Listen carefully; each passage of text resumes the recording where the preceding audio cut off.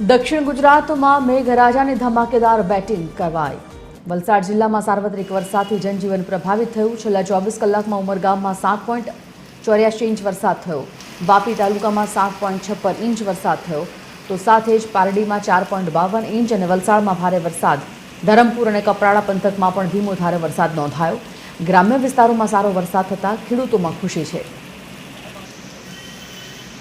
रितेश संवाददाता फोनलाइन पर जोड़ाई गया है। रितेश, जे प्रकारे वलसाडनी स्थिति अत्यारे वरसादने जोता छे, कया विस्तारोमां खास सारो एवो वरसाद नोंधायो छे? जून महीना प्रारंभથી જ મેઘરાજાએ સમગ્ર વલસાડ જિલ્લામાં જમાવટ બોલાવી છે અને ખાસ કરીને છેલ્લા 24 કલાકમાં સામગ્રિક વરસાદ નોંધાયો છે।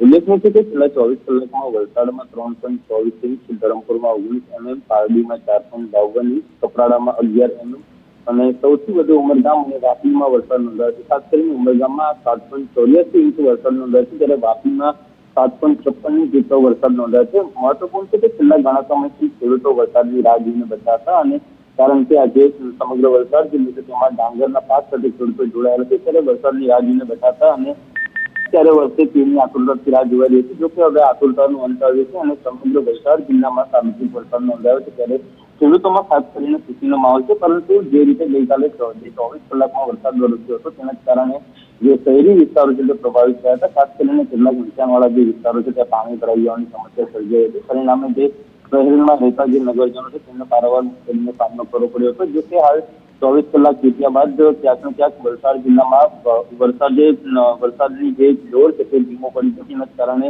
શહેરીજનોએ હાલ તો રાહતનો શ્વાસ લીધો છે, પરંતુ આગામી સમયમાં પણ ભારે વરસાદની આગાહી કરવામાં આવે છે, તેની લઈને તંત્ર સજ્જ છે।